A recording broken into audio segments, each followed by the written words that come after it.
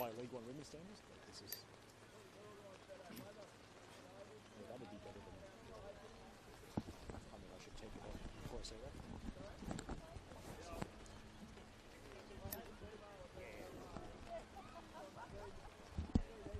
You will... Okay. There they are! Let's go. Okay. Come on. Okay, I need to take that off charging. Okay.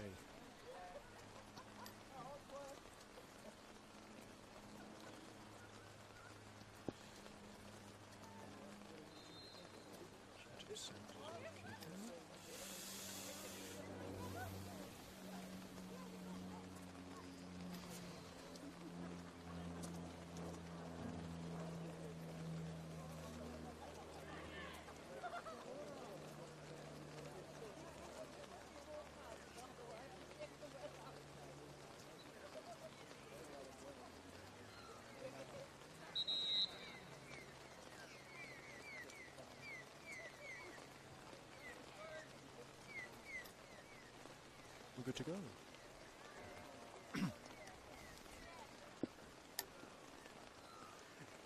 Good afternoon, everyone. Welcome to a suddenly wet Harry Denning Centre here in Kareela for the League One Women's Match of the Round. Round 19 between Sutherland Strikers and Nepean FC. Eric Subihano with the commentary here, and well, we'll do our best with what the conditions we are facing.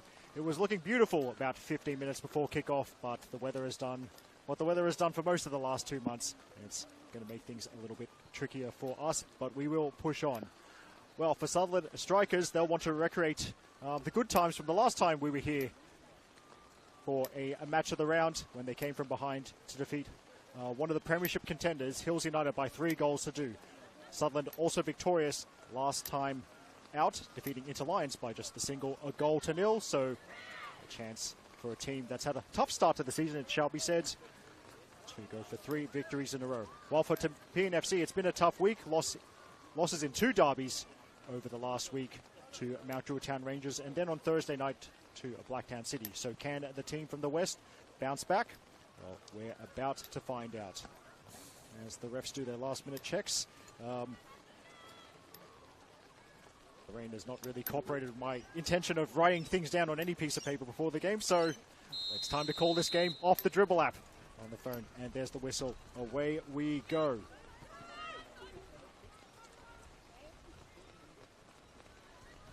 And perhaps those of you less familiar with these two teams, it's actually usual colours for both. Sutherland in the light blue, which seems to be the traditional colour for all Sutherland sporting teams, while Nepean FC are in the red and the white. Or if you are the kind of person that is more likely to understand an English Premier League analogy, Sutherland kind of look like Man City, and Nepean FC kind of look like Arsenal.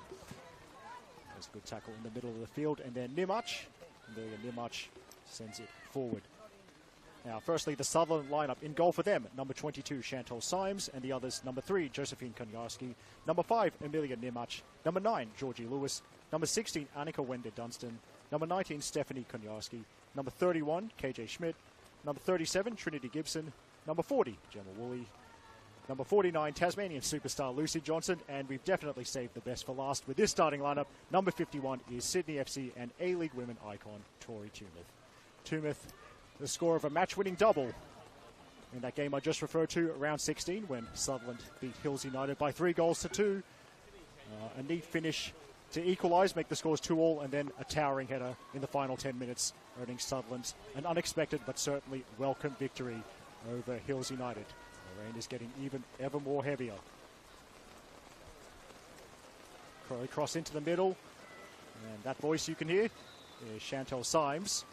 And by the way, early troubles, I think, for Lucy Johnson, who's looking a bit sore in back play, so I'm going to see an early stoppage to put in play, but that'll allow me to run through the Nepean starting lineup. In goal, number 21, Evangelina Papalia, then number 8, Gemma Morgan, number 10, Leah Colaluce, number 15, Sophie Williams, number 17, Amelia Jardina, number 18, Alicia Gatt, number 19, Kira Gagan, number 23, Aaliyah Kennedy, number 34, Olivia Burke, number 36, Zainab Zahid, and number 38, Jessica Robinson. So, by the way, actually, I might as well not really introduce my colleague, but yeah, I did notice that the League One women's reporter, the long-time women's second-tier reporter, Justin Davies, is next to me, trying as best he can to shield himself from the rain, as that's cleared, I think, by near much. And Johnson, good to see she's back on her feet. Johnson finding her Sydney FC teammate, Tori Tumeth.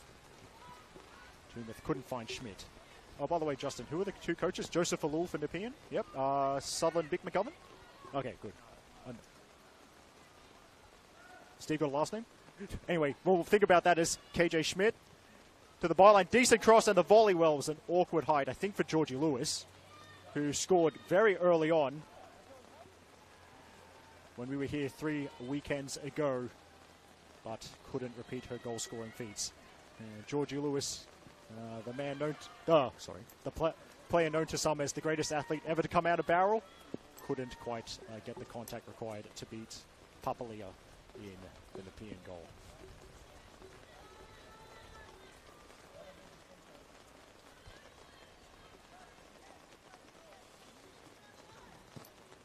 One-two.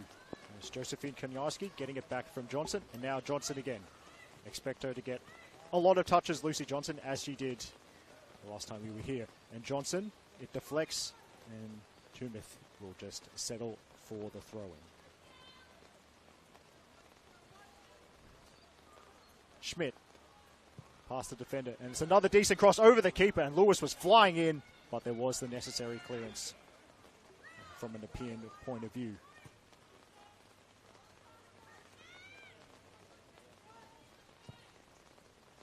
Now, another cross from Schmidt. She's been active early on. By the way, the Sutherland bench, the backup keeper is Stacey Ellis. The others, Lily Warnes, Layla Shapanik, Sabina Kafler, Elka Coombs, and Shaylee DeBrincat. As Koniarski takes a tumble. No real intent there, but definitely a free kick. Nepean's bench is Katrina Haberman, Hannah Haberman, Caitlin Abbas, Kyla Gross, Jessica Taylor, and Madison Matcham.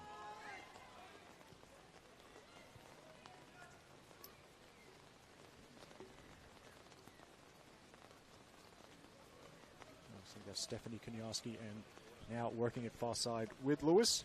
She's forced backwards by some very tight defending. Tries a trick right in front of the Nepean bench, and, well, if you're going to defend right in front of your coaching staff, it's probably helpful if you defend as well as she did there. If you've switched over after watching the early kickoff in NPL Women's New South Wales, thanks so much for tuning in, and you would have seen in NPL Women's New South Wales down at Linwood Park a convincing victory for the two-time defending champions, MacArthur Rams. Yes, the Rams winning by 6-0 over Emerging Jets, and well done to Indy Brewer scoring a hat-trick. The other goals from MacArthur coming from Miku Sunagar, Bethany Gordon, and League One women's alumnus Bronte True. Bronte True scored, what was it, lots of goals for South Coast Fame? Yeah, just lots of goals for South Coast Fame in 2023. Rewarded for her League One women's form by earning a spot in the MacArthur Rams squad. And she's continued to score lots of goals. Justin Davies and I love a League One women's alumnus. Tumeth to Johnson. Tumeth immediately charging forward. And Johnson, that's a nice ball to Schmidt. Although Schmidt, perhaps a little bit affected by the suddenly wet surface, and yes, well, for those of you who are fans of indirect free kicks in the box, we've got a treat for you. A touch there, the ref has ruled that Papalia was not entitled to pick it up, ruled that it's a deliberate touch back to the keeper, and now Sutherland might not have been expecting that, as, I don't want to jinx this, I think the rain is easing off. I think that we got a bit unlucky. There wasn't much rain in the area. What little rain there was has passed over Harry Denning, but hopefully that's the last of that, because there wasn't too much on the radar when I looked at it. Now, Johnson and Toom are thinking about what they'll do. I think it's going to be a little touch, and then they'll smash it. And Toom fakes it, and then take two. There's the touch. Johnson scores! And Lucy Johnson has opened the scoring. Sutherland have done it early again in front of the Football New South Wales cameras. capitalizing after the back pass was picked up by Evangelina Papalia. And it's an early goal. And Lucy Johnson, I think that's her second of the season, so she's proving to have been a smart pickup, a smart mid-season pickup for the Strikers. Goal in the 8th minute, so Sutherland didn't quite strike as early as they did against Hills, but still very early. In fact, I have to confirm this to check with my notes, but the only times I think Sutherland have scored in the first 15 minutes of a game this season is when we have been filming them. Yes, Davies agrees, so that's something Georgie Lewis and Lucy Johnson now have in common, as Stephanie Koniarski switching it to Tumeth. You can see the challenge here, because the ball is going to hold up, I feel, in certain patches of this pitch. Now Schmidt. And Schmidt rolled out of play. It's a goal kick. So, just to explain this pitch, it is, of course, it's been quite common, especially if you're involved in local community football, to see matches played on grass washed out. But this pitch, I've been told, actually, there's a conversation with the Sutherland Strikers striker, if that makes sense, Gemma Woolley, that this is a hybrid pitch. So we should see this draining a little bit better than a lot of the other grass pitches out there. And if you're the Type 2 multi-screen, as it's spread out wide to Josephine Koniarski, back to Tumeth. If you're the Type 2 multi-screen, I did notice that this game is kicking off at the same time as an NPL women's game. That, I think, will be left for Papalia, although Johnson fakes a little bit of a run.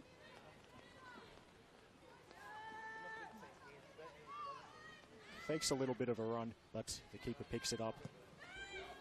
By the way, shout out to Gemma Woolley's partner, Joe Fox, also the Manly United player who's tuning in. The first of many shout outs, I think, this afternoon.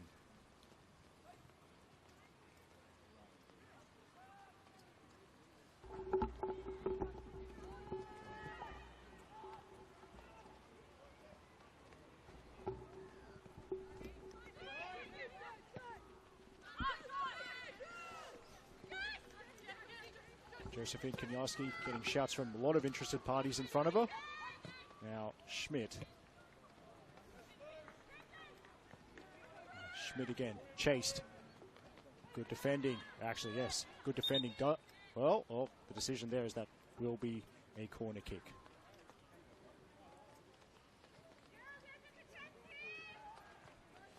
This rain is getting slightly better, finally. Good defend, despite the concession of the corner, good defending from Jessica Robertson. Hopefully this rain stays as it is, then I can think about how to dry my table at halftime, because everything, the challenges of live sport. Anyway, Johnson with the corner, and it's allowed to bounce. Stephanie Koniarski, look over the shoulder. Tumeth pulls out left. Across, and Johnson, who was taking the initial, took the initial corner, was challenging in the middle. Nepean stay strong. Chantal Symes yelling out the instructions. That's a decent ball, though. And now, Nepean, well, actually, there was a little bit of excitement, possibly amongst the visitors here. And by the way, shout out to anyone who has made the trip from the Nepean region to be at Harry Denning today, because that's quite a long trip.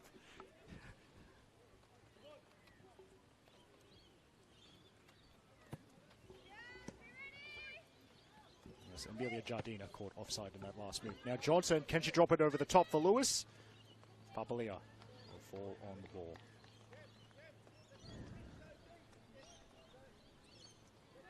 And just going back to other streams that you can watch as Papalia plays it forward.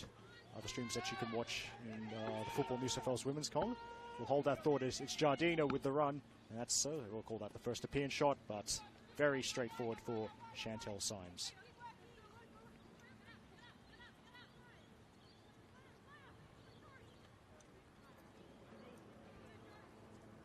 Tumeth dropping very deep between the centre backs, but if you're a long-time watcher of NPL Women's, you'll know young Tory is very comfortable in central defence, although she is playing as a midfielder for Sutherland Strikers today. Symes picks it up.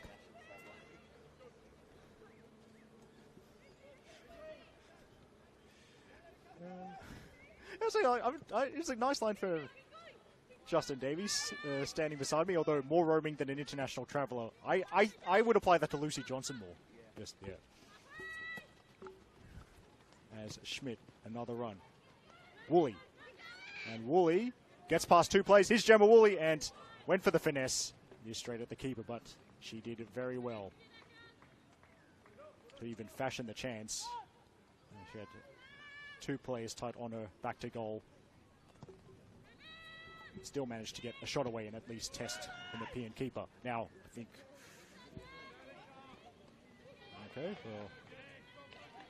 I suspect that in the state comps, a lot of our refs are mic'd up. Just looking at their ears, if that makes sense, I don't think our refs are mic'd up today. Now, Johnson, Woolley will chase again. And then that's aimed for the sideline. As Alicia Gatt, who... Oh, what she's done with her hair. She's really minimising the chances with that red and blue hairstyle. She's really minimised the chances of being confused for anyone else. And here's Gatt again. Now, Robinson. Back to the keeper. And it rebounds off Woolley, and heart attack time for the Nepean folk. It rolls over the byline for a goal kick. So, yes, I might slowly go through other streams coming up on the Football New South Wales YouTube page if you're the multitasking type or you've got a couple of screens. You could even watch more than one game at once. I know scheduled for 3:30 at Valentine Sports Park, field number 3. It was Football New South Wales Institute versus Gemma Woolley's old club, Manly United. There's others later today. We've got even the latest kickoff is 7:30 p.m. as Johnson goes for goal from way out, and ooh, it's often a piece of coaching advice when the surface is wet. Be more willing to try from long range. And Lucy Johnson never afraid of a long range shot. Papalia has dealt with it.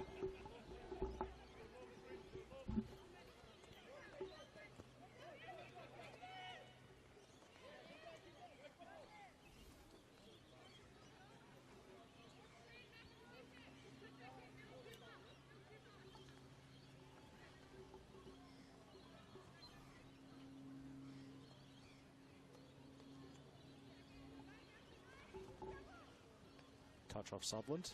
And the Nepean have advanced it into a decent position. Now I think it's going to be Zainab Zahid. And looks like she's got a bit of the Megan Campbell about her, judging by this run-up. Going for distance. It's up and temporarily away by Sutherland. Now Johnson.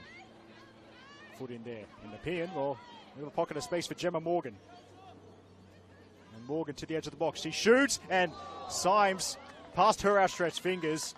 To be fair, I think Symes had that covered, but nice swerving effort, and that's something to encourage Nepean after the concession of the early goal. Nice strike from Gemma Morgan as Justin Davies types into his phone furiously. You can read his review of this weekend's League One women's action. Yes, 6 games. So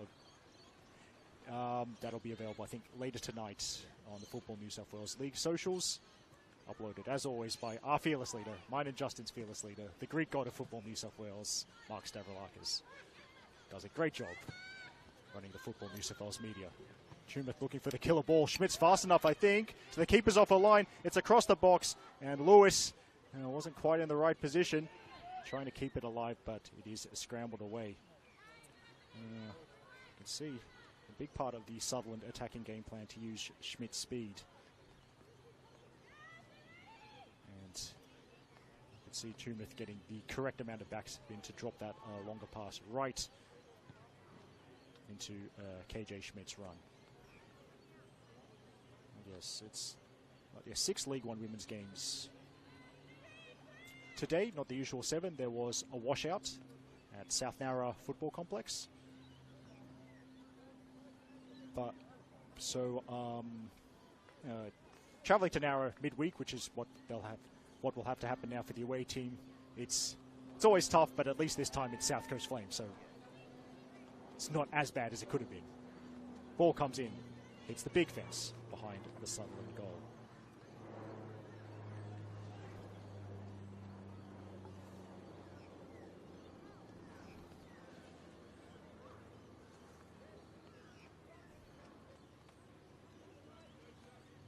Tumith going very short.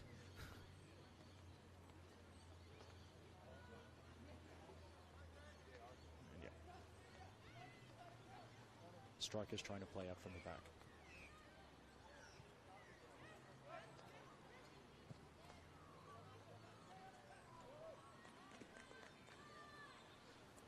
Bounce not favouring Sutherland there, so Nepean again an opportunity to set up camp in the Sutherland half.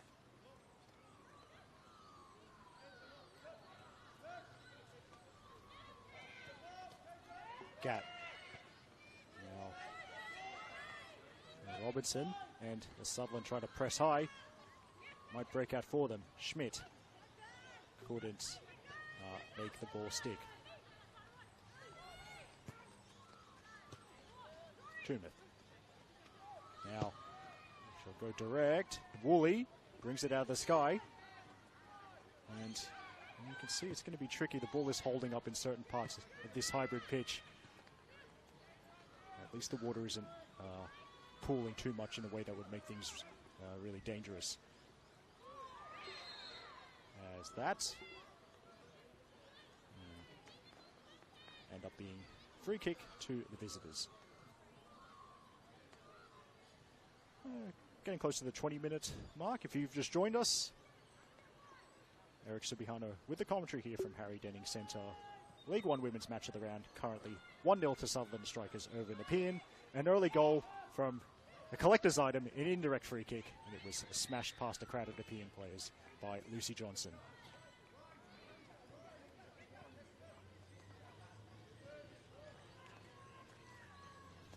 And that's played over the sideline by Trinity Gibson.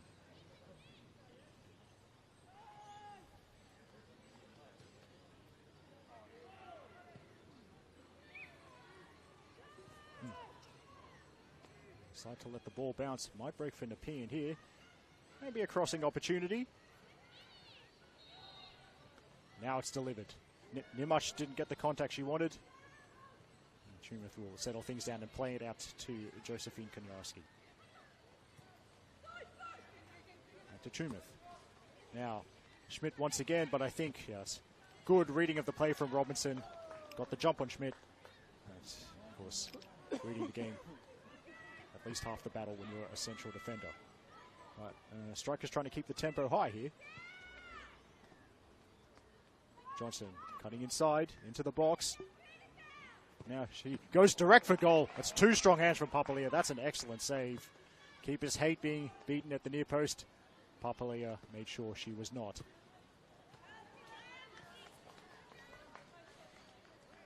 Hopefully that's the last of the rain. Now my next thought, how am I going to dry my folding table in the 10-minute halftime break so I can actually use it?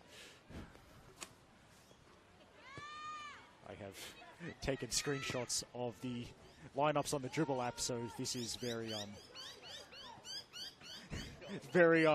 well, actually I was going to say uncharted territory, but I mean, I'm the kind of person who likes to leave things late. It's definitely not uncharted territory, so.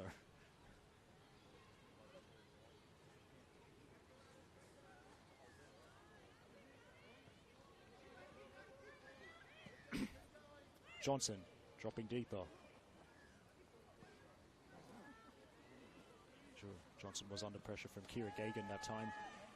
And good organisation from Nepean right in front of the benches. That'll please Joseph Alulu again. Symes will try the other side. Nice diagonal ball to Josephine Konyarski. Konyarski getting the pressure from Aaliyah Kennedy. And be a throw-in.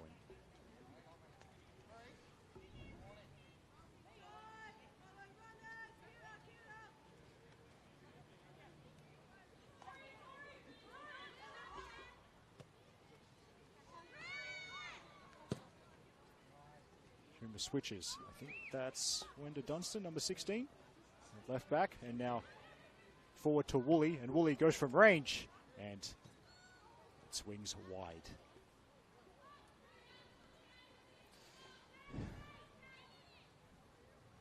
I mentioned earlier, one of Gemma Woolley's former clubs is in action as we speak at Football New South Wales headquarters, and Justin Davies is trying to distract me with score updates, which, by the way, that does also remind me of some work I have to do immediately after this game finishes, anyway. But another one of Gemma Woolley's former clubs was in action last night, that'd be Northern Tigers, a highly entertaining game at North Turramurra Recreation Area. And despite the scoreline finishing 3-1 to Apia Leichhardt last night, Tumith commits the foul there.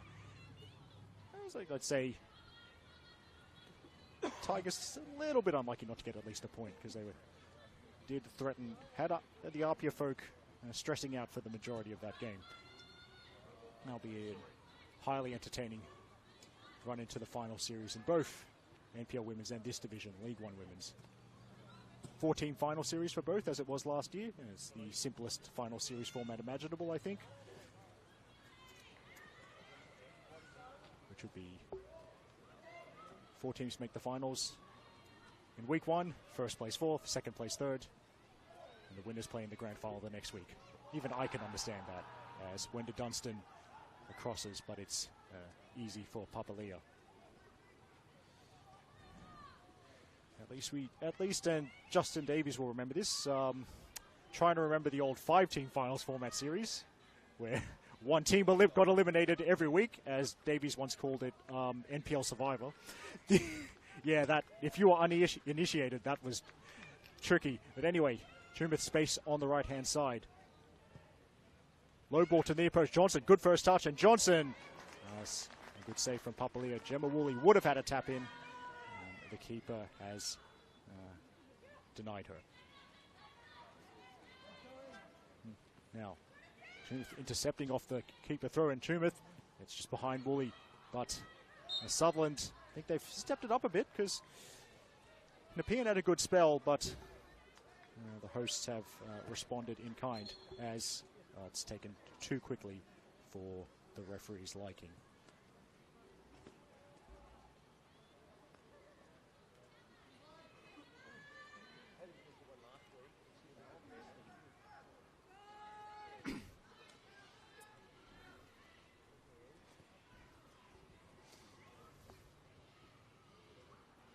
Goes astray. Going back to this weekend's League One Women's review, which will be up later tonight. So the other 5 games that will be contained in that review, of course, this is the featured game, but there's also Bankstown City versus SD Raiders and their new star midfield signing, Maddie Malone. But KJ Schmidt, she was onside, I think. Yeah, the flag had stayed down. Touch just got away from her. But yeah, Bankstown City versus SD Raiders is one of them, as is Interlions versus Marconi Stallions. Any mention of Interlions reminds me of one of a fellow commentator who actually called the game between Tigers and Apia last night, Annabelle Banfield, who's also part of the Interlions under-20 team. That is presumably why she gets most of the Saturday women's games, so she's free to continue her playing commitments. But other games for this round, Central Coast Mariners versus Nepean at Plume Park.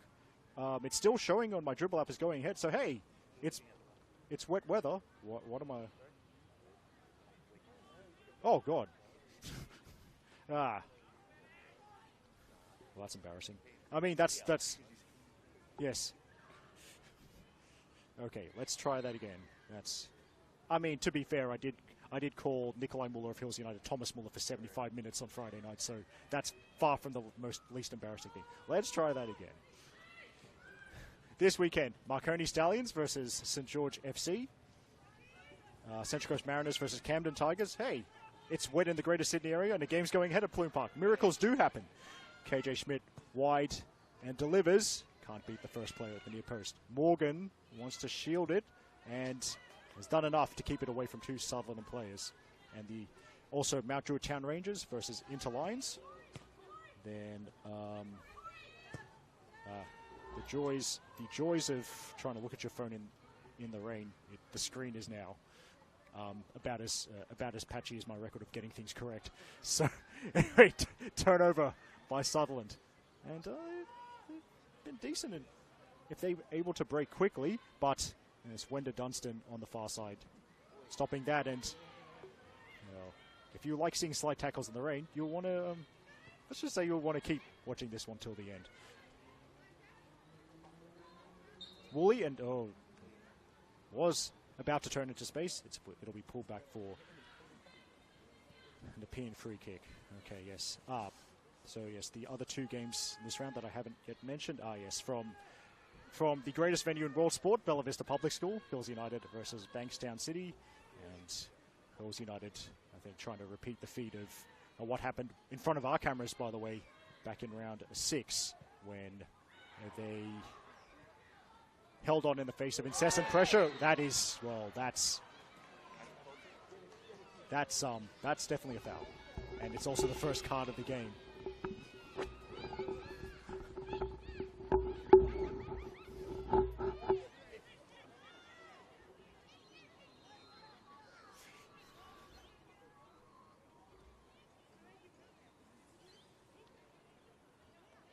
Davies goes back to the notes.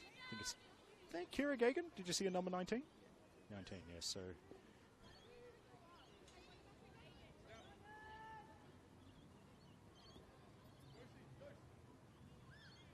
Kira Gagan first play into the ref's notebook, and Johnson will take the free kick, but the ref has given the universal signal of wait for my whistle. We're close to the half-hour mark here. And Johnson aims for the far post. Shumath back into the middle, but she's been pinged for a challenge in the air to the, shall we say, consternation of the Sutherland Strikers fans behind the ground. There's a very good crowd here, which I was pleased to see, although I was not pleased to see so many people here when I was trying to find a parking spot. But Sutherland making a big day of this, their second League One Women's Stream of the Year here at Harry Denning.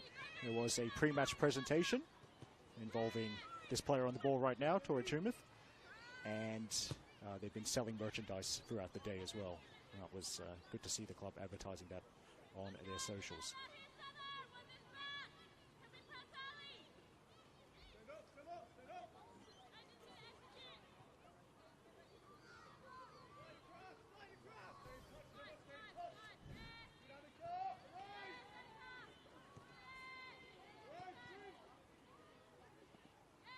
Nepean tried to build on the far side, but instead it's Woolley.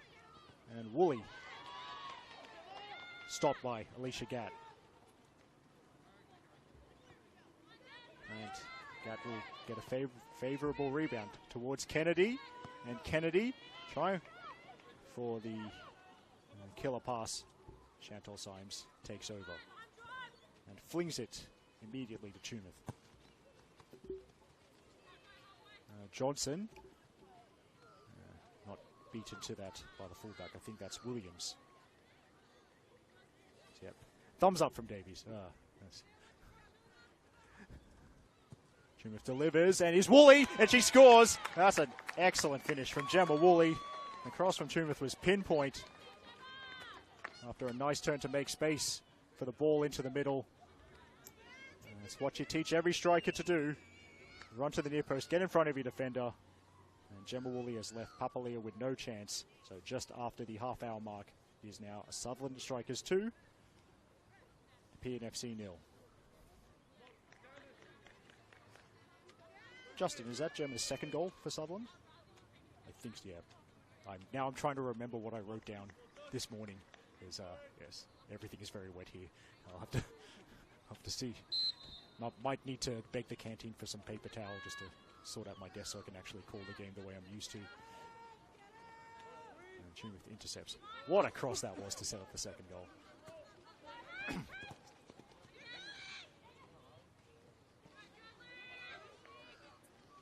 Johnson, I think, ends up being Nice 1-2 with her and Koniarski.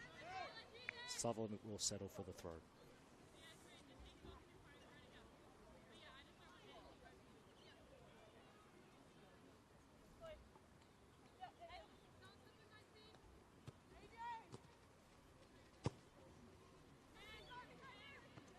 Switch to Wenda Dunstan. I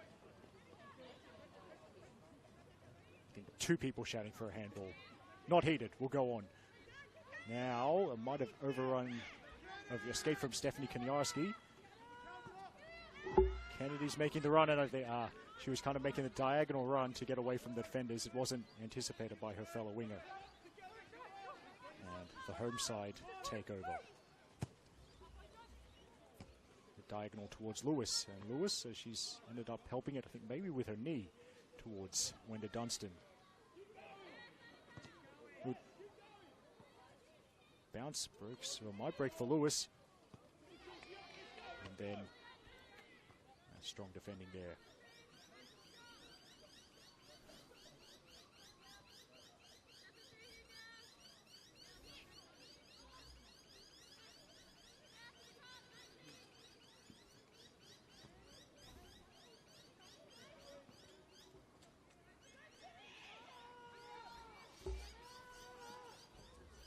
Trinity Gibson.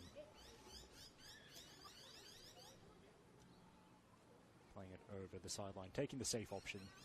Now, I think we're going to see another direct throw into the middle.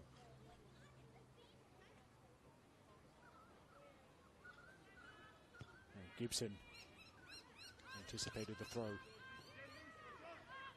Gagan. Back to Gatt.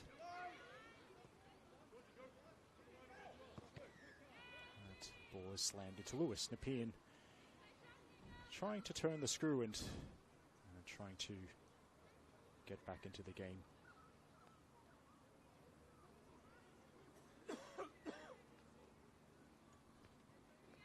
Off Lewis again. Yeah, when in doubt, just throw it down the line. 15 meters gained.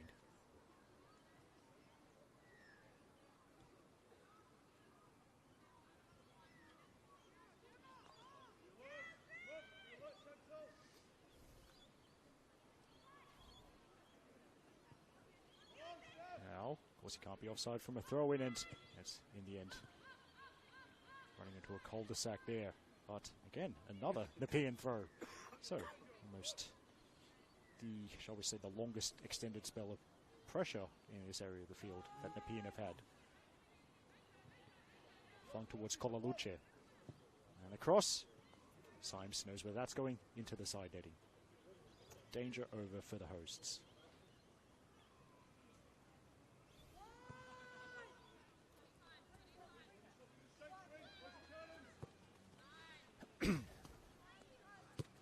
Josephine Koniarski, Schmidt.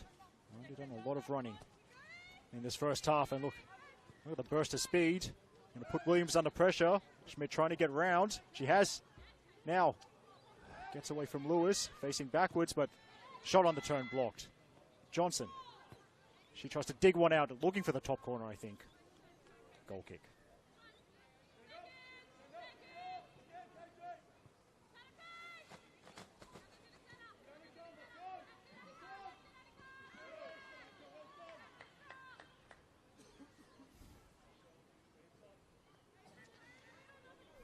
So looking at my dribble app,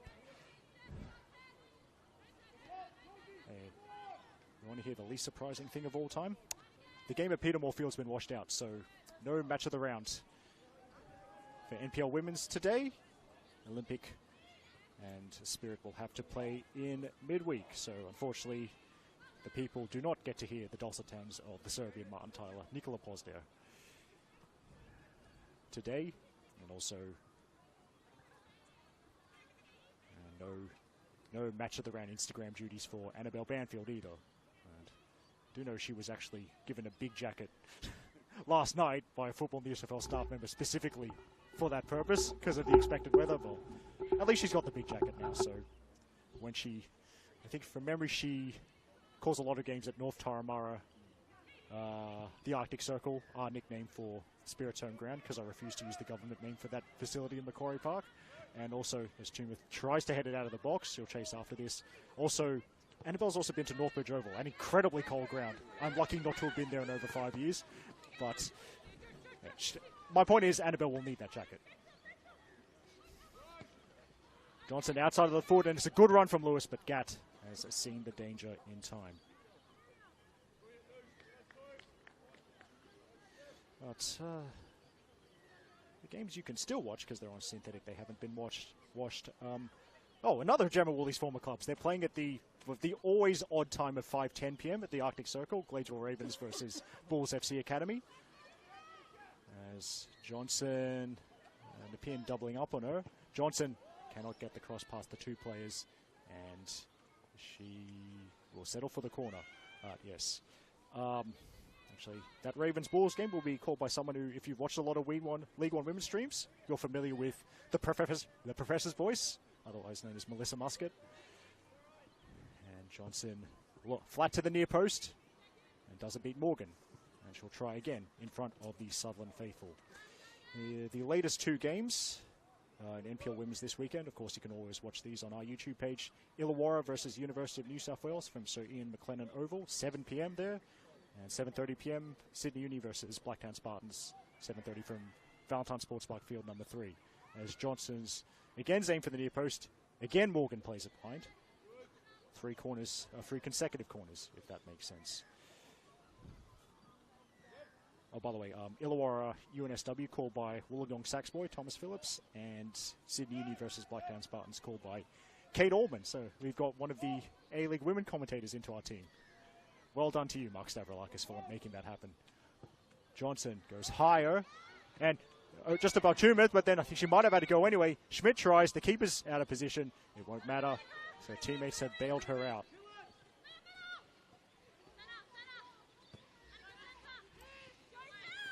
Josephine Konyarsky, and I think 2 Nepean plays in the vicinity, so she just decided to play it forward, and she's ended up winning a throw off Sophia Williams.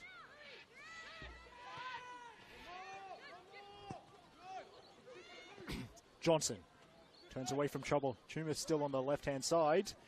And now she goes for goal, and that's a brilliant goal. Corey Tumith makes it 3-0 to the Strikers with her 3rd goal of the season. Just approaching half-time, and the player who scored twice here 3 weeks ago in front of our cameras, she's done it again. That was a sensational goal. And it really looks like it's going to be a party for Sutherland Strikers. The scoreline the way it is, 40 minutes played. I say, it's a bit unlucky for Evangelina Papalia in the Nepean goal. She's done well, but nobody's saving that shot. Nobody would save that. Not even Sarah Eastope from Hills United.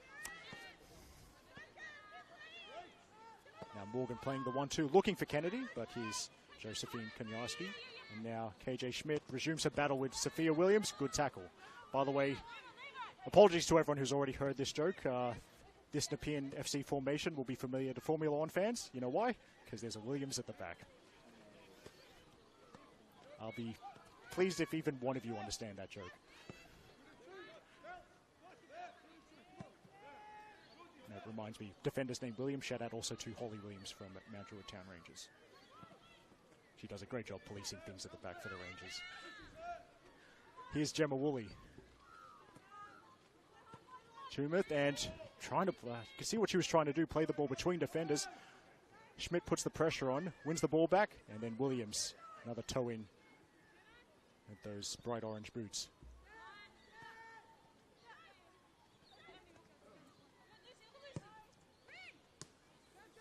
And Josephine Konyarsky has the pass intercepted.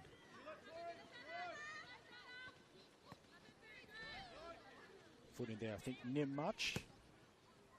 And now Johnson just didn't get, I think, quite the curl she required to bring it into Georgie Lewis's path. As I see, actually, on the far side, I know Football New South Wales sent a photographer here today, and because I don't have my notes, well, I'll hold that thought, as Nepean on the move. As it looked threatening for a little moment, But then Chantel Symes, smart there, like catching it and just taking a little bit of the sting out of the game by just falling on the ball. Johnson again, and that the bounce will not favour Schmidt.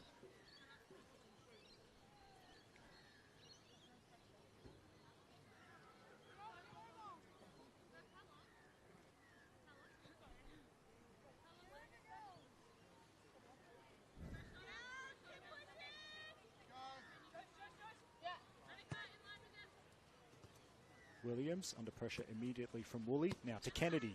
Nice first time ball to Colaluce.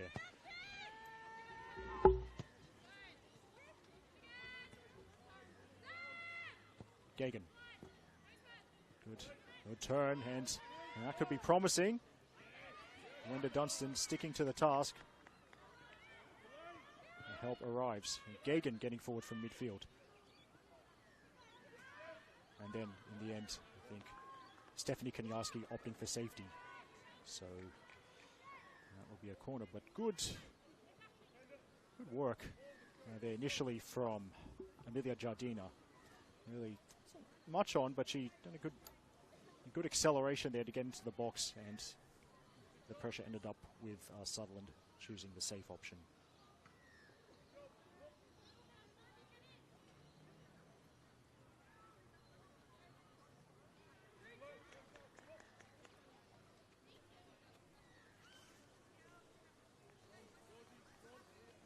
Oh, the rain's coming back. Great. Oh, anyway, corner to the near post and not cleared at the first touch, so chance for Nepean. Kennedy, and now another shot, and that'll be out of reach. There you go, Nepean. There might be something, as we're near halftime, something for Joseph Elul to talk about with regards to attacking set pieces.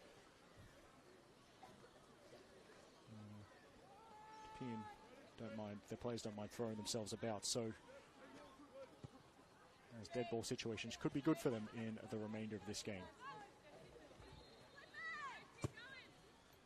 Nimach down the line, Schmidt. And Schmidt is one of the centre backs drawn out of the middle. That's Robinson, and Robinson's done well there to shepherd it out for a goal kick.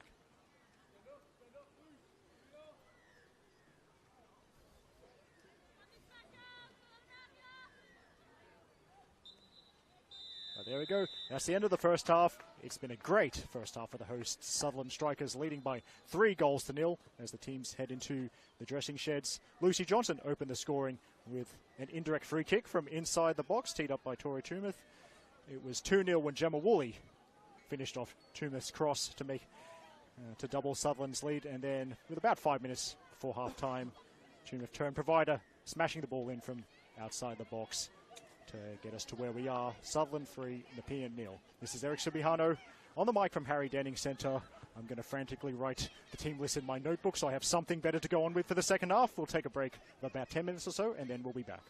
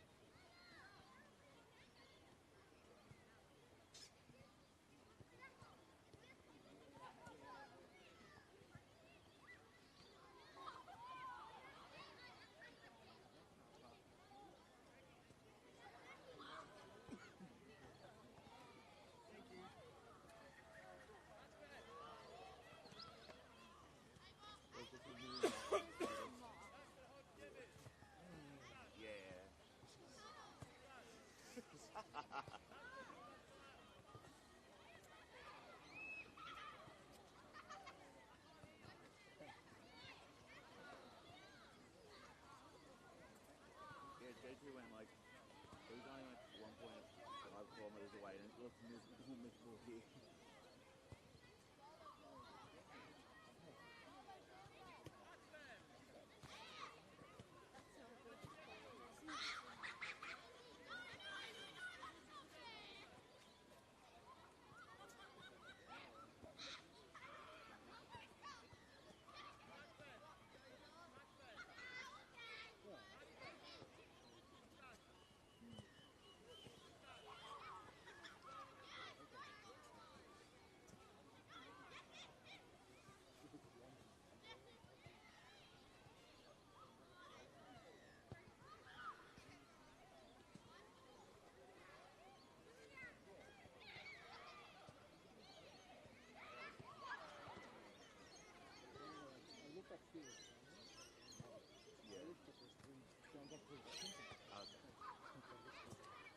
Classic art.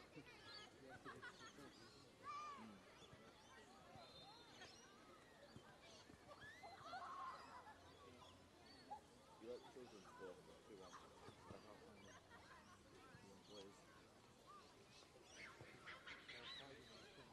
I was going to say, I think that's that's a job where we just like hide under that thing there and just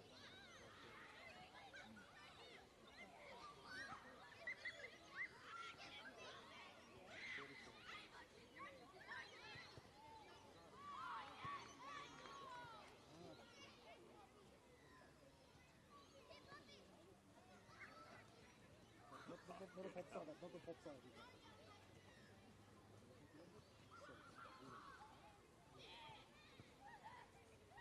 you had some skill. I guess. That's not that. Well, that's more of an age one. But Yeah, that was a it was massive. that was a big thing. Yeah. It's like, shit.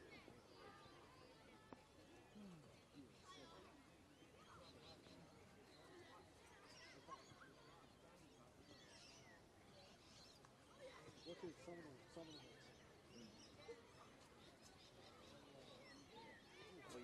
All you hear from across the field is you go, oh yeah.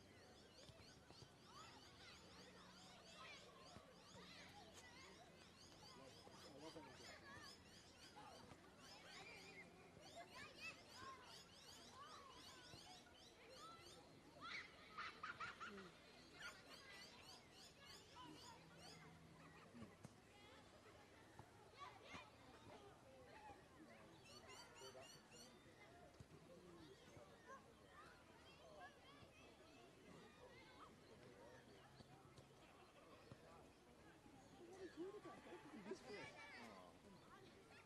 really have. How dare the rain get in the way of it? Knuckle.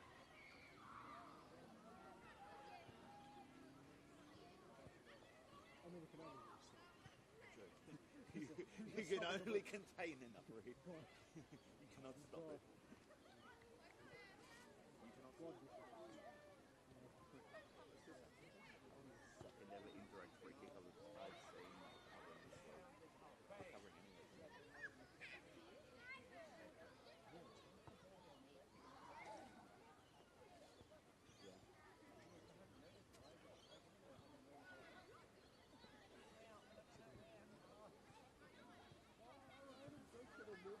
the Oyster Bay Express period of the contest when she did get selected. That was like one of those beautiful the Oyster Bay Express, and I love it.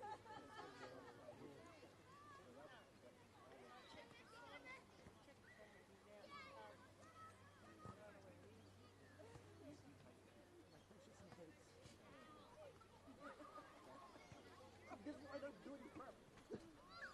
Nonsense. Oh, this is why. Not because I'm incredibly lazy. No.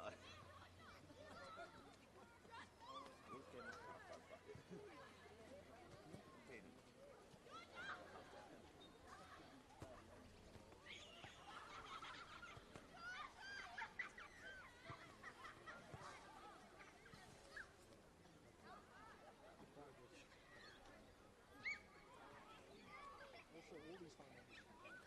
No. It must be either like.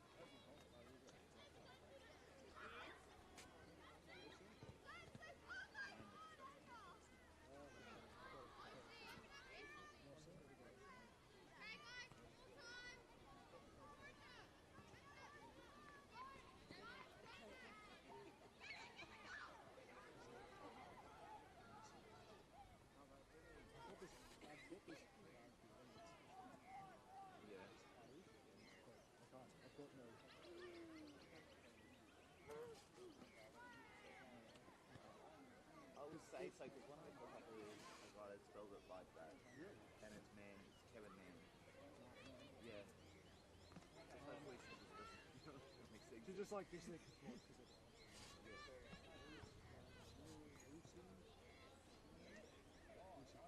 Indirect free kick.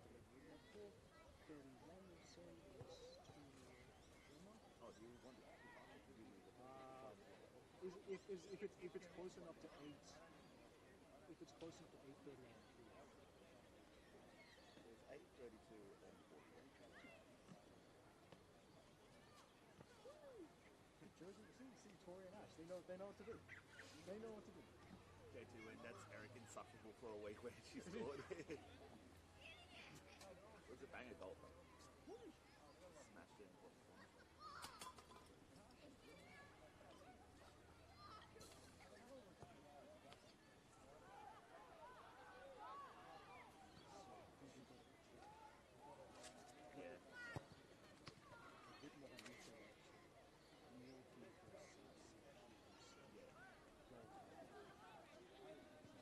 That's basically what I'm here for. Yes. Top references. Here we go. We're on now.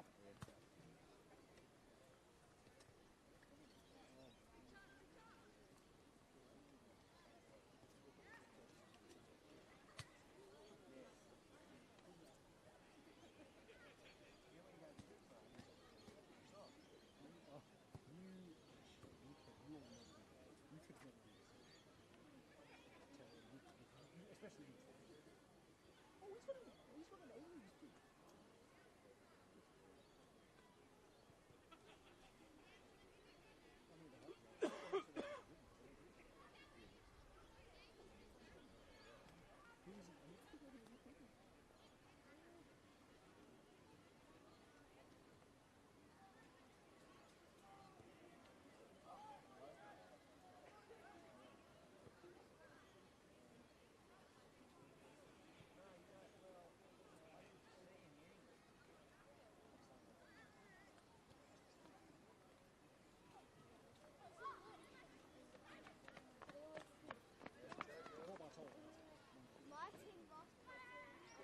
Oh, God. There we go.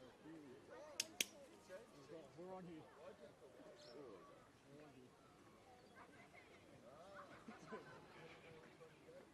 From like the treading water. Now I've got my stadium.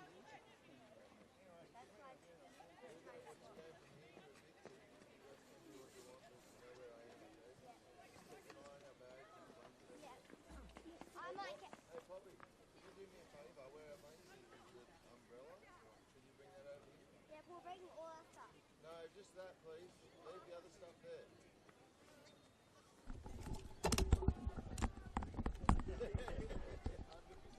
Ready to go?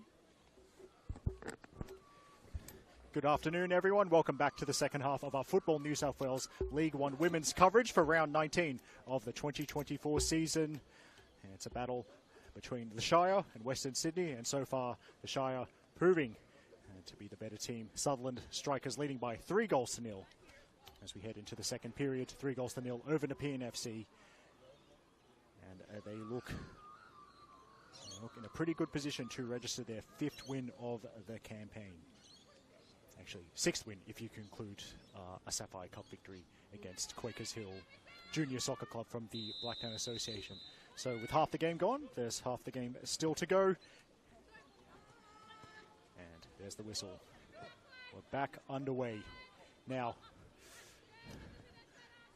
courtesy of some mad scrambling at halftime, I've actually written all the team lineups in my notebook, and I do have a waterproof cover, so this should be a little bit more of a comfortable commentary experience. And thanks once again to Justin Davies for getting as many napkins from the canteen as they'd let him get away with, so that I could at least have somewhat of a dry surface for my table.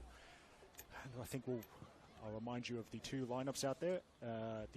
At an appropriate break and play, I'm also praying that there haven't been any halftime subs. Otherwise, well, not quite back to square one, but it'll be another challenge. Now, ball forward, Tumeth. Wraparound run, and the two defenders follow. Georgie Lewis, so Tumeth, she thinks about it, goes from way out, and it's not quite dipping in time. By the way, just in case you missed any of the action, of course, the beauty of YouTube streaming is you can just click back on the stream and see what you missed. But the brief summary, of course, Sutherland leading by 3-0, and it's their three of their mid-season signings.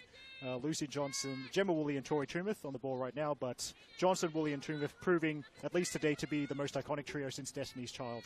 A goal each for them to put the home team in a commanding position. As Lewis, that was a nice idea, and in fact it'll go back to the free kick.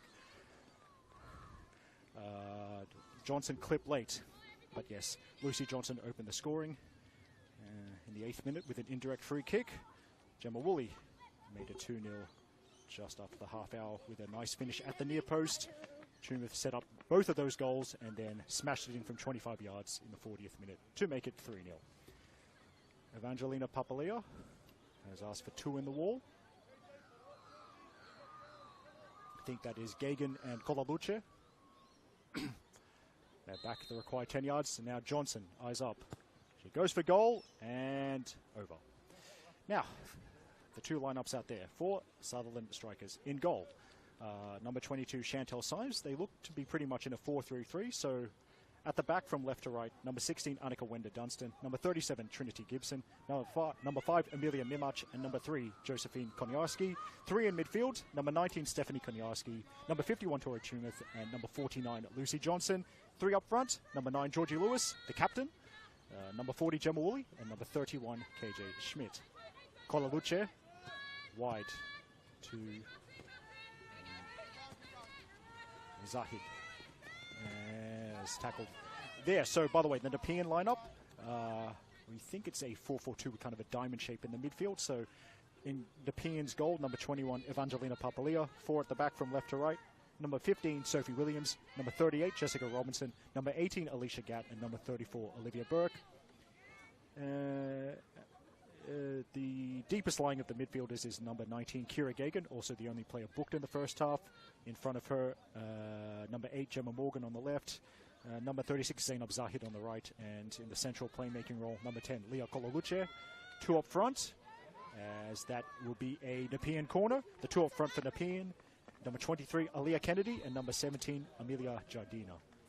And Nepean gave Sutherland a couple of concerns in the opening period from the dead ball situation. So now, perhaps another chance to put pressure on the hosts. It would be an unlikely comeback if they were to get anything from this game, but we have seen that kind of thing in League One Women's down the years. In swinger coming up. Lewis kind of helps it on inadvertently, but it's all Sutherland at the drop of the ball, and here's Johnson. Now, Alicia Gatt covering. You can't mistake her with that red and blue haircut.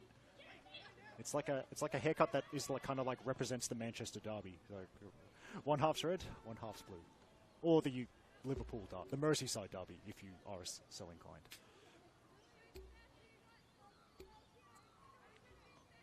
Or the Sydney Derby. Cross in, or even this game, or the Milan Derby.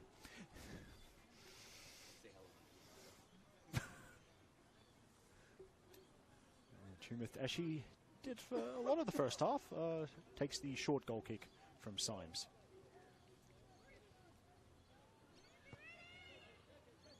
Now at wide, and they can't keep it in play. That was Nimach, who was lunging but couldn't quite reach. Also, having done the lineups now, I've just got to check that no subs have been made. So no, you're confident no subs have been made at all? Okay, I'll go with Justin Davies, a man who is generally more attentive than I am, as you may have seen in the first half.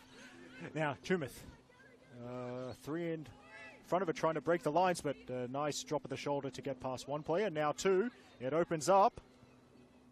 Ball to the right. Here's Johnson, and she crosses, but it's grabbed well by Papa Leo. Now as we look up, and by the way, we do like to go around the grounds, and I mean a game that might be important to some people watching. Davies, you were telling me Manly United leading Football New South Wales Institute 2-1 at halftime. Okay, thank you. So yes. Manly United victorious last week, also in Western Sydney, by the way, winning by 3-0 over Blacktown Spartans. Some very good commentary for that game, by the way. And you might have seen one of the goals clipped up for the NPL New South Wales socials. Daisy Arrowsmith scoring an Olympico, a goal direct from the corner.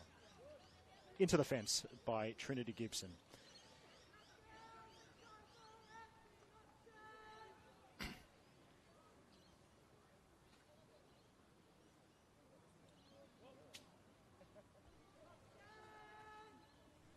And despite the ball being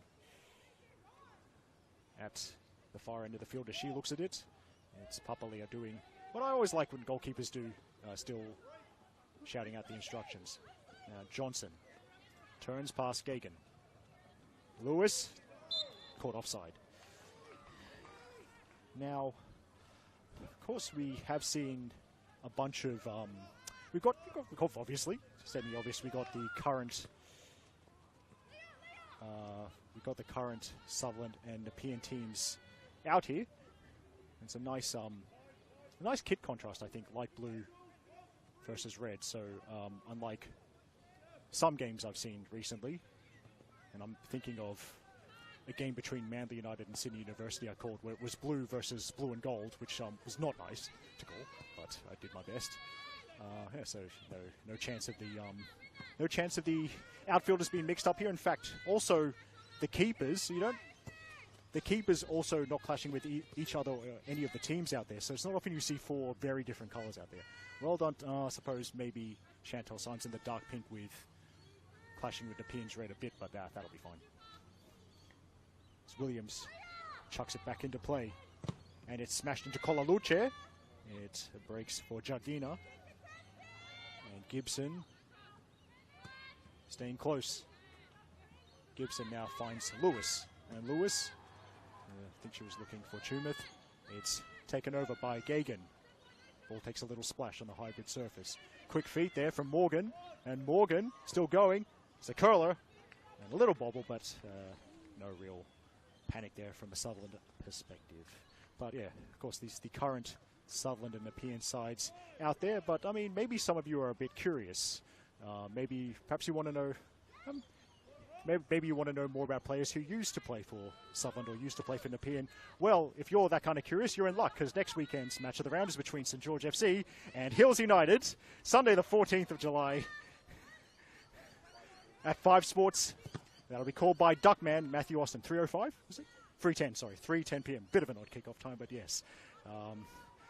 St George FC's, their former Sutherland former Sutherland players include Jordan Baker, Nicole Beige, Janan Kudmani. Yep, okay. And who are the Hills United players who used to play for Nepean? Yes!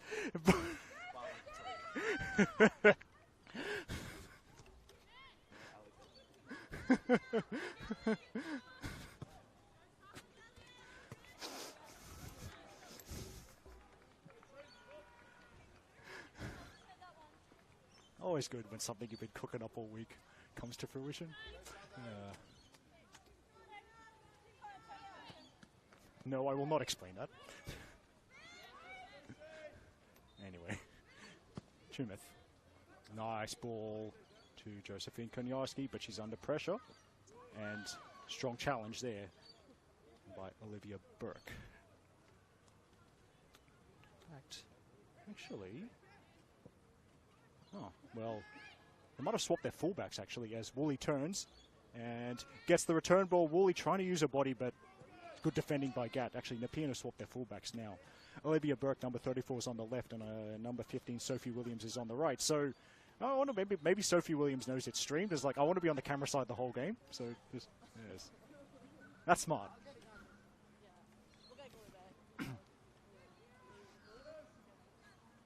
Johnson. Good turn from Woolley. Shoots. Straight at the keeper. So, good positioning. Again, from Papalia. Now, there's a bit of room here in the middle for Kolaluce, but spotted well by, I think that was Josephine Koniarski, to snuff out the Nepean attack before it had really gotten started.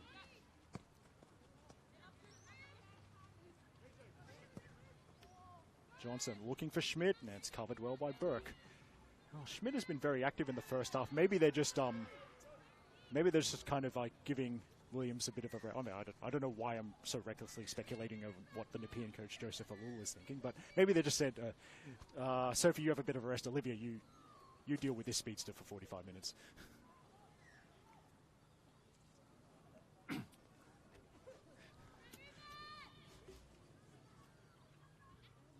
Now Robinson's out there, wins the tackle, and prevents the corner. Sutherland, and we've seen Nepean do this times in the first half, keeping the ball in that far part of the field, winning a series of throw-ins, and Sutherland's turn to do likewise as Woolley comes short. Gagan getting in the way, and Gagan not quite. She's run out of room there.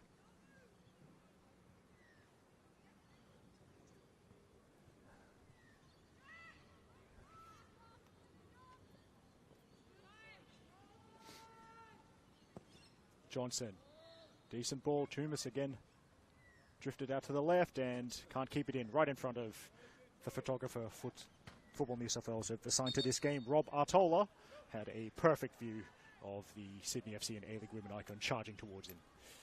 Substitution, double sub for Nepean. It's the end of the shift for Gemma Morgan, number 8, and Leah Kolaluce, number 10. So I'm so grateful I was able to write out the subs before halftime. It's the usual thing with me, just waiting till they turn around so I can see the shirt numbers, although well done to Nepean for not overthinking their shirt numbers. Big white numbers on a red back of the jersey, straightforward. Nothing, they haven't tried to complicate things at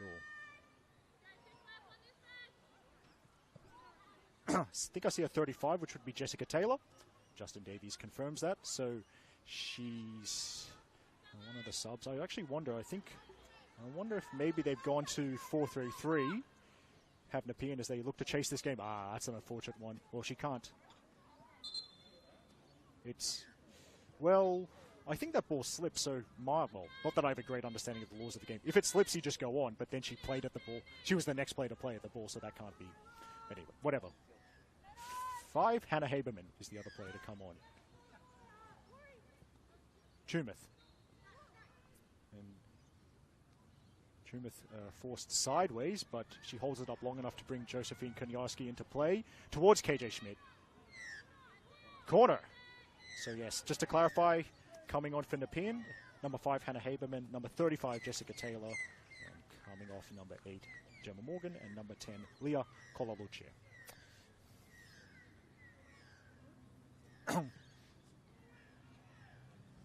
This time it's Tumeth to take the corner kicks. If you watched the match of the round 3 weeks ago, Lucy Johnson put 2 corners into those trees behind the big fence there, so maybe that's part of their thinking. Good ball, and it goes across the 6-yard box without anyone getting a touch.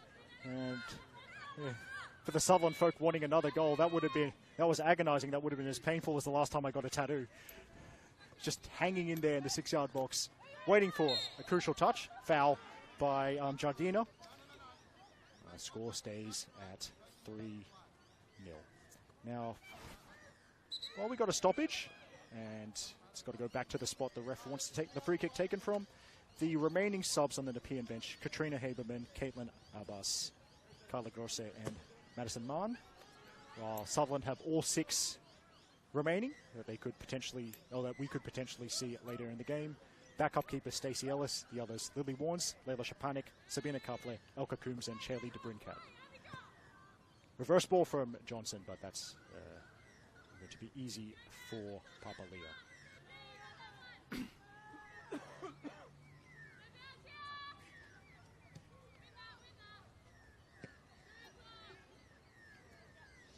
Tumeth cushions it for Johnson, and Johnson, the back heel doesn't work, but she's quick enough to get it to Tumeth anyway. Back to Johnson. And Johnson, she'll try from range, and little bobble, nothing. That will give Sutherland a chance, although KJ Schmidt was steaming in there. Now, good strong run there from Gagan, and she'll try and take on a second defender. Still going. That's an excellent run. And she's won the free kick, so well done from the Nepean number 19, Akira Gagan. And the player with the green boots potentially making some people green with envy after showing off her skills. Another dead ball opportunity for the visitors.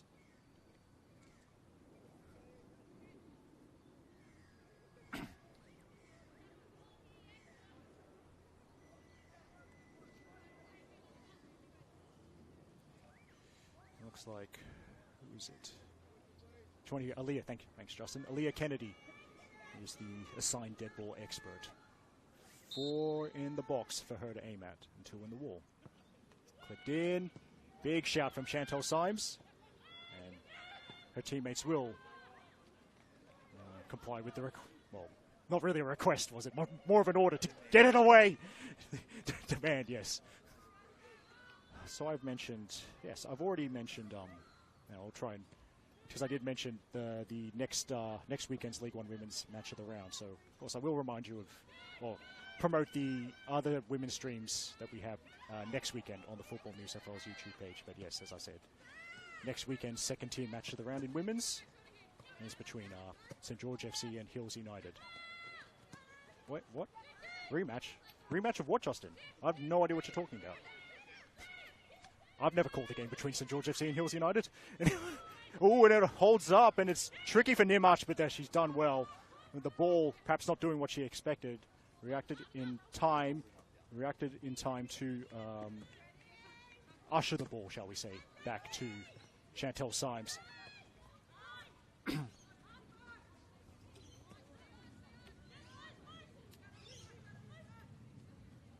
Johnson looking for Woolley. Keepers out, and it's actually, more good command of the penalty area from Papalia. And actually, credit to Jessica Robinson. There's some kind of heralded things central defenders do, curving their runs in front of attackers to protect the keeper. As Tumba tries from range, caught. But yeah, next weekend on the Football New South Wales YouTube page, from the top tier NPL Women's New South Wales, we have, well, we hope to have 7 games. Who knows what will end up happening with the weather, but all 7 women's games from that'll be round 20. As there's the ball forward, and Symes is, well, that's not going to go out, I don't think. So, that's actually judged perfectly. That's, I did Sutherland a disservice. Symes? I'll say she knew that was going out, although Josephine Koniarski just making sure. But yeah, in 7 days' time, it's actually Bastille Day, Sunday the 14th of July. 7 NPL women's games that you can watch. So at another odd kickoff time, 4:40 p.m. Symes just gets that over the player to Tumeth. 4:40 p.m. Sunday the 14th from Northbridge Oval. Oh, that'll be cold. Bulls FC Academy versus Northwest Sydney Spirit. Johnson, another long-range ping, another save. Then on the 14th of July, there's 4 games at the now traditional NPL women's kickoff time for first grade of 5 p.m. As a sub, Sutherland are preparing a sub. I don't know why Justin was signaling to me yet when the ball was in play. Thanks, mate. Nepean attacking down the left. Gibson, good positioning, and gets it away from danger. But yeah, actually, we will see the sub. There we go. Thanks, Justin. So, did you see a 20? So Gemma Woolley will trot off the field as a goal scorer. And her second goal, certainly just what the doctor ordered if you're a Sutherland fan. Very nice finish off that Tori Tumeth cross. And she'll get a little bit of an early mark after her second goal of the season. I don't have a 20 on my list. Is it a 30? 6? Layla Shapanik, I reckon, is a 6. Yes. Yeah. Okay, no worries. Teamwork. We got there in the end. At least, and I say, despite me mildly rinsing him, Justin Davies, as a Football New South Wales reporter, is at least smart enough for a game he's reporting to be near the commentator, unlike some of our writers who would rather not have light or power or a comfortable box when such venues have them. They'd rather just be in the crowd, just like in uncomfortable reporting conditions. I have no idea why they would do that. Lewis to Wenda Dunstan, who wanted to overlap, and then Tumeth showing the close control you'd expect of a legendary futsal player. But Jardina was persistent. And Wenda Dunstan back to the day job, so to speak. After that brief run forward, Jardina able to get the cross in, and Gibson very calmly uses the outside of a boot. Now, Kennedy making a nuisance of herself. There's a cross in from Williams, and it's booted over the sideline. Back to next weekend's NPL women's action. The match of the round is at Linwood Park. It's actually a rematch of the 2022 NPL Grand Final, where MacArthur Rams and their incredibly good-looking coach Stephen Peters, they host Northern Tigers at Linwood Park. So match of the round means Nicola Posner will be calling that. And also a discovery I made this weekend. I believe the match of the round Instagram will be done by Henley Warner, who is also a nationally ranked competitive ballroom dancer. So, yes. I mean, it's a given that her nickname will be strictly ballroom or something like that, or Paula Mercurio. I don't know. I'll tell Nicholas Kutniak, and we'll come up with a solution. Also at 5 p.m. in 7 days' time in NPL, RPL Leichhardt versus Blacktown Spartans from Lambert Park, home of Sydney's best barista. And also 5 p.m. on the 14th, Sydney University versus Sydney Olympic from the Sydney University Football Ground, a venue where I've definitely not drunk alcohol while during commentary, but Sydney Uni versus Olympic, called by the Professor Melissa Muscat. Johnson's fouled there. And then 5 p.m. on the 14th, it's the NPL Women's Distance Derby, Illawarra Stingrays versus Emerging Jets, called by Wollongong Sax boy Thomas Phillips. We call him Wollongong Sax boy. Do you remember when Wellington Phoenix played home games in Wollongong and there was some dude with a sax in the crowd? Yeah, that's Thomas Phillips. He's also one of our commentators. Then at that, again, back to that odd kickoff time of 5:10 p.m. on the 14th, Blageville Ravens versus Football New South Wales Institute, called by Interline's under-20 superstar Annabelle Banfield. And there's one more game, but first, the set piece. 2 in the wall. Johnson over the wall. Good save from Papalia. The latest of the games, NPL women's games, on the Sunday the 14th of July. It's a 6:15 p.m. kickoff from the home of football on the Northern Beaches, Cromer Park. Manly United hosting University of New South Wales, and then mid-season star signing Abby Lemon, a player Lucy Johnson and Tori Tumeth will be very familiar with. But Manly United, University of New South Wales, of course, promoted from this division after the end of last season, UNSW. 6:15 p.m. kickoff there on the Northern Beaches. One hop straight to Symes. And yes, I will be calling Manly versus UNSW on the 14th, because as Tumeth gets away, chases that Robinson with a good covering one. Yeah, in 7 days' time, Justin and I will both be at Cromer Park, covering the Football New South Wales State Cup, the men's finals that are also being held that day. And I'll hang around to do some commentary. But now, Jardina. And a big don't argue from Jardina. She gets into the box and goal kick. So the Fen didn't put off Wenda Dunstan. And she's... Oh, does it make sense if you say you win a goal kick? Doesn't really, but Wenda Dunstan's defending results in a goal kick. And see. I think that's Stephanie Kaniarski, number 19, who's making way. I see a 28, which will be Elka Coombs. Now,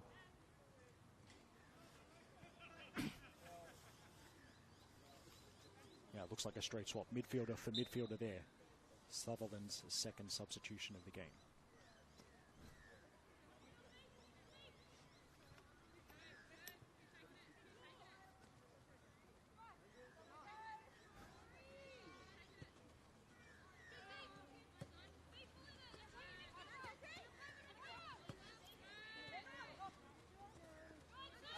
Coombs straight into the action, but dispossessed by Zahid. Gagan running forward, but Lewis immediately closed down the space.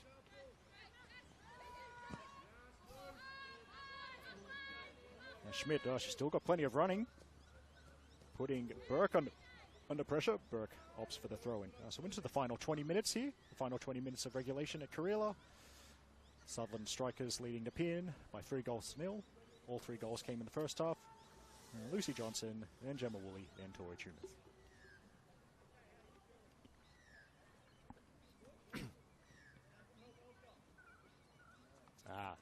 Flags up for offside.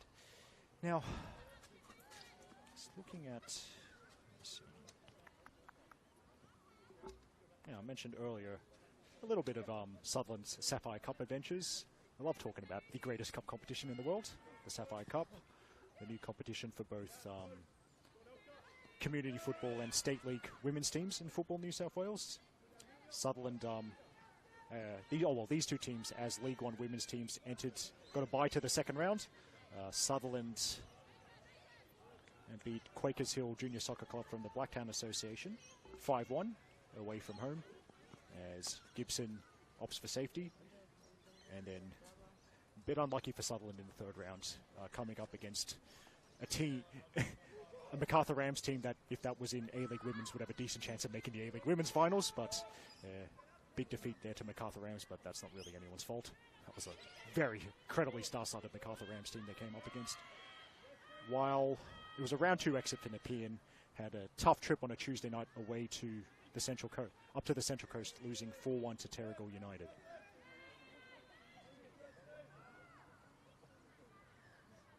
Oh yeah, that's right. I did look. Davies reminded me there were a few former League One women's players on there. Gabrielle Blanche? Yes. I'd appreciate it if someone could tell me where Caitlin Murphy is these days. As Haberman tries the ball, but no run to match the pass. Symes with the shout and then claims possession.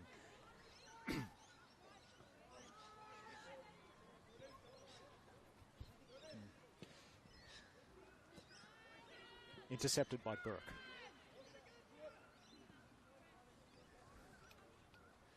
Gagan can't keep it in the field of play.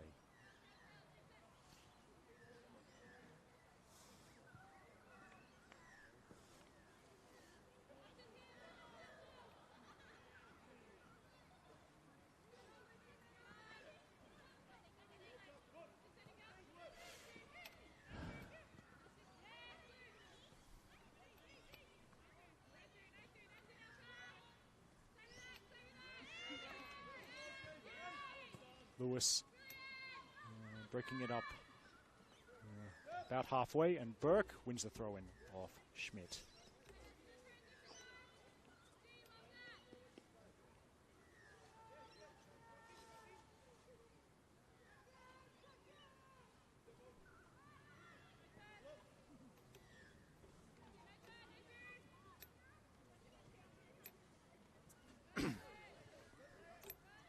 So I was told at halftime by Justin Davies. It's a good friend of ours and another Football New South Wales reporter, Justin Smith, saying, well, I'll hold that thought because it's promising. Almost could have been 3-on-2, but Trinity Gibson, one of the two, stopped it on the edge of the box. Nice tackle. 1-2. Gibson again, forward and a pinpoint to Schmidt. Now, Schmidt might have been clipped. Well, we'll go on. Tumeth with a characteristically precise sliding tackle, stopping the forward run from Sophie Williams.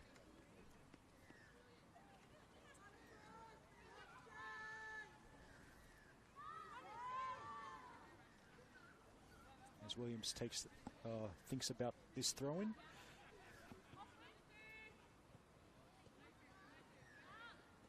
It's Wenda Dunstan under pressure from Jardina. And Jardina resumes her battle with the Sutherland left back. Finds a teammate. Here's Kennedy.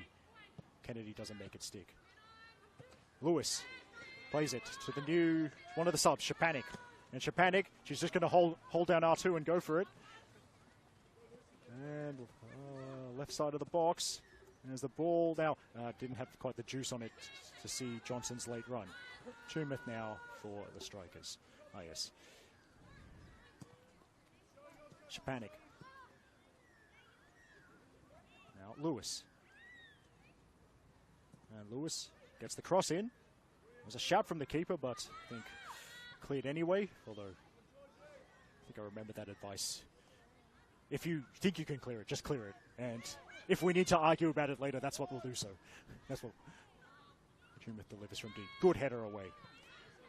As I was talking about the Sapphire Cup, I wish I had some upcoming streams to promote, because it's the greatest cup competition in the world is at the quarterfinal stage. I don't think I do, but because I do love talking about this competition, yeah, the quarterfinals, as actually we'll see Aaliyah Kennedy feeling a little bit sore in back play, so we'll try and keep an eye on that, Justin and myself. Also, Sutherland look to be preparing commentator's worst nightmare, a double sub at the far side of the field. Tumeth playing sideways. Johnson.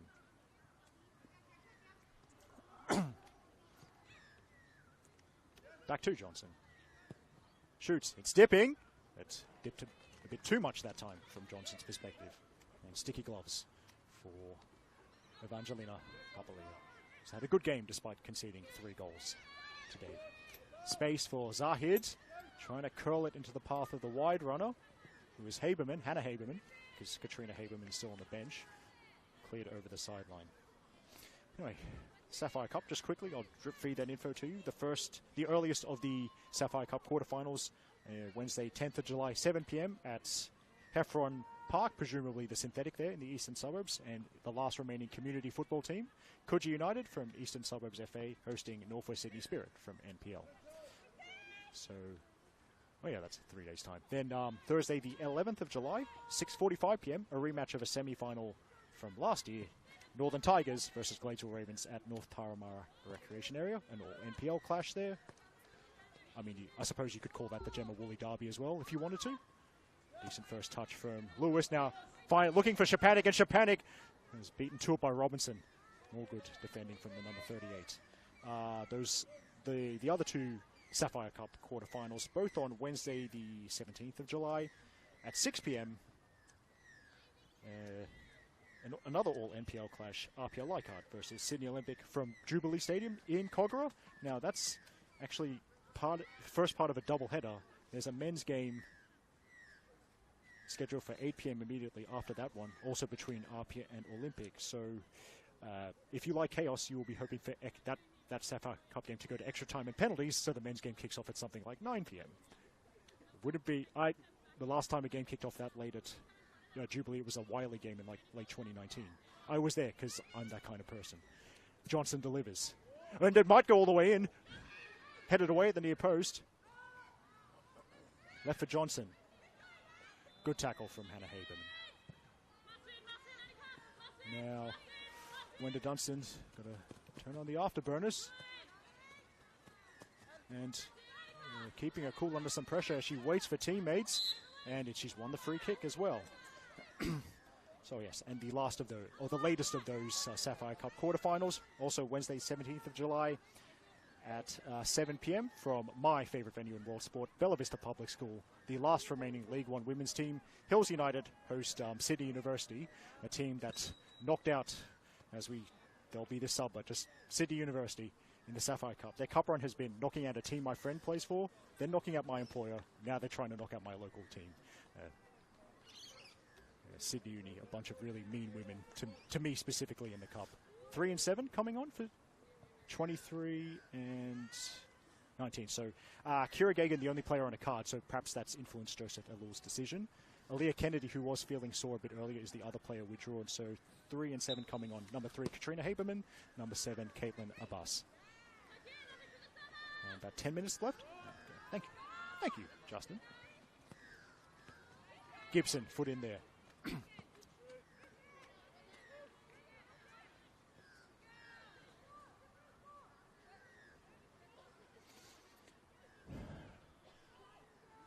Throwing coming up.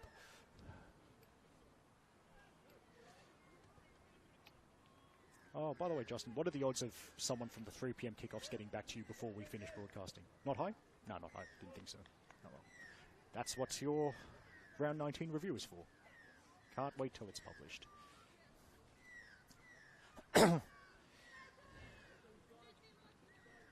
Now, yes, might try and run through the having done next weekend in possibly excruciating detail for some of you.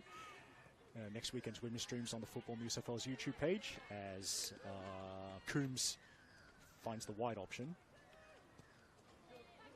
I'll do my best when the ball's on the far side of the field. My eyes certainly aren't getting any better over the years, I shall say, but I give it a shot. But yes, okay, no 5 p.m. kickoff. We covered that because washout at Petermore Field. Ooh, Spirit, got to go there on a Wednesday or Thursday night. Well, at least the women from the Arctic Circle are used to being the cold, so that's something. But yeah, the other women's streams you can watch after you finish watching this one. There was a 5:10 p.m. kickoff at the Arctic Circle, Ravens versus Bulls, called by Melissa Muscat as the rain starts again. 7 p.m. kickoff, Illawarra Stingrays versus University of New South Wales. Go Abby Lemon. That 7 p.m. game called by Thomas Phillips. Rob Artola in good position to capture this cross and not cleared, so just hurry it away. Then Gibson preventing any kind of counterattack. And Lewis's endeavour might turn it into a good ball as Sophie Williams feeling sore, but Sutherland fully entitled to go on. And the host will do just that. Ball across the box. Blocked by Nepean. Now, well,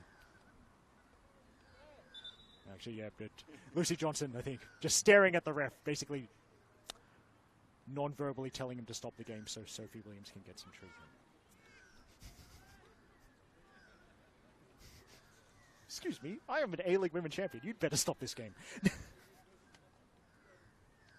I mean, if that's the way it works, can Abby overrule Lucy because she's got 2 medals? Or, yeah, anyway. I don't know what I'm talking about. It's late and I'm tired. But, yes, so I've done the 5:10 p.m. and the 7 p.m. game you can watch. But the very latest of the kickoffs, 7:30 p.m. from the little synthetic field, Valentine Sports Park number 3. Sydney University versus Blacktown Spartans, called by A-League women commentary star Kate Allman, as we go back underway. Now, if you were a neutral and thinking about a 7:30 p.m. kickoff at Valentine Sports Park number 3, potentially in the rain, as that goes out for a goal kick, it would take some kind of stateless sicko, some kind of depraved individual with no morals whatsoever to even contemplate watching this game. What I'm trying to say is I'll be there at Football New South Wales headquarters after I finish this game. I'll get some frangos, then I'll say hi to Kate Allman and I'll commiserate over those conditions. It's like I actually might even offer an umbrella if I can find one in my car.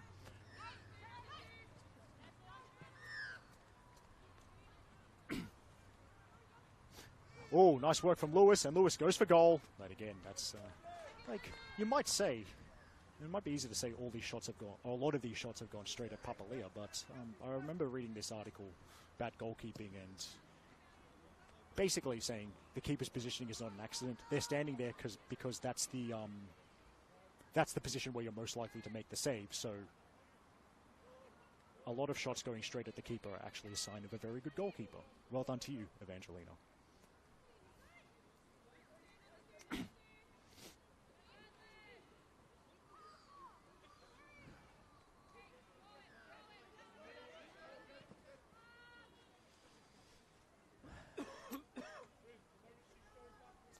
See, I mean, we will do our best. I mean, Caden the camera operator will do our best with tonight's 7:30 p.m. game, but unfortunately the filming position will be a fair way from that little synthetic field. So one of those things where it might be actually better for you to turn up at the ground, try and watch things with my own eyes.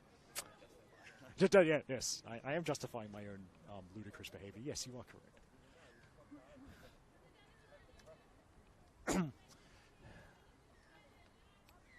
What are we up to? Let's look at the old stopwatch. Davies telling me 5 to go. There's Nepean looking to at least get things on the scoreboard, and this could be a little start for the team from Sydney's West.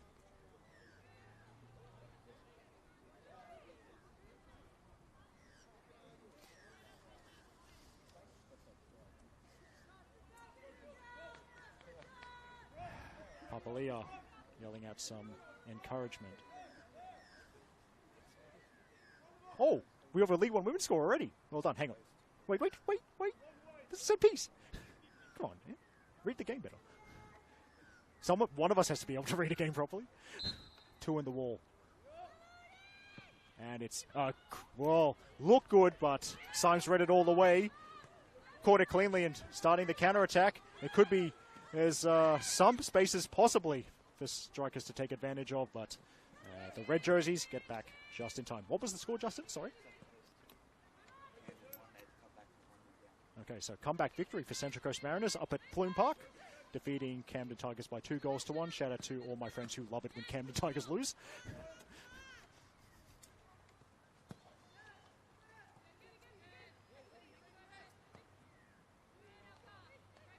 Nice touch from Johnson in the rain.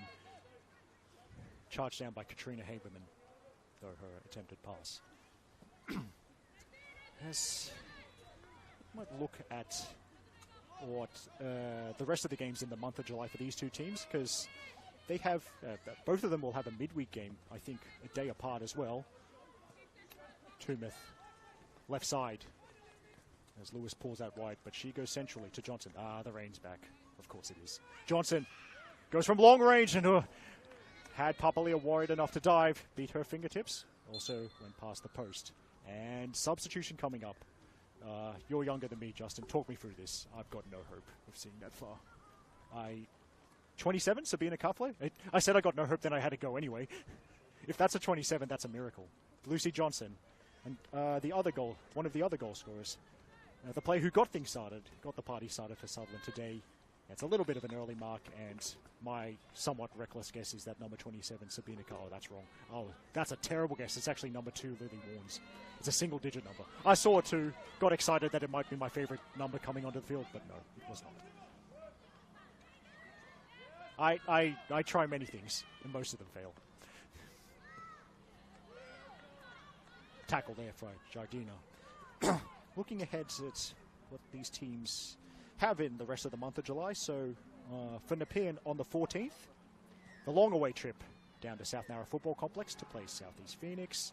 Then on the 21st, they're also away against Marconi Stallions.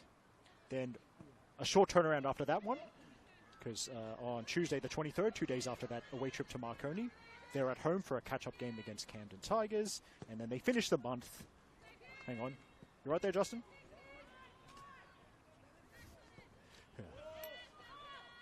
Sorry, everyone. The way Justin just darted from his position here, thought something was wrong. But it's cleared. Work back into the middle. Again, away. It's Coombs. Goes backwards so Sutherland start again. Tumeth. Nice slice clearance.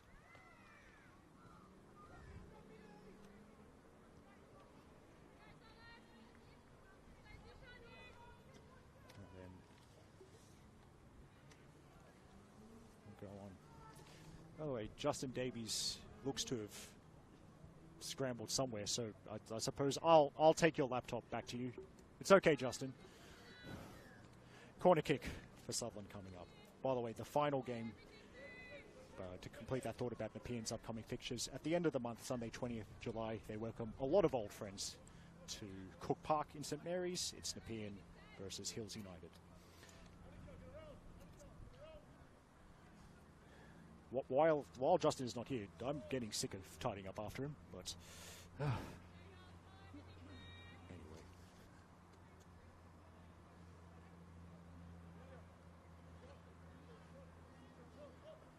Now, looks like all the Southern players, well actually, that's that.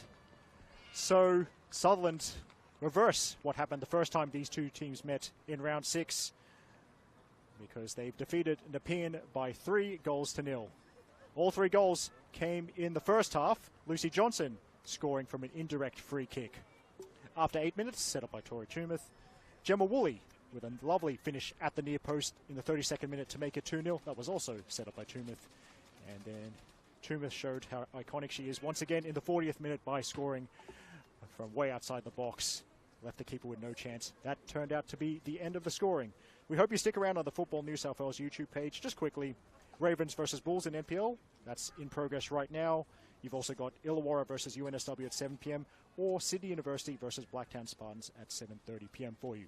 But on behalf of Football New South Wales and today's camera operator Rob, thanks for your support of women's football coverage. Take care, have plenty of great vibes, good coffee, sick tattoos, razzlers, and may you stay drier than we were today. See you next time.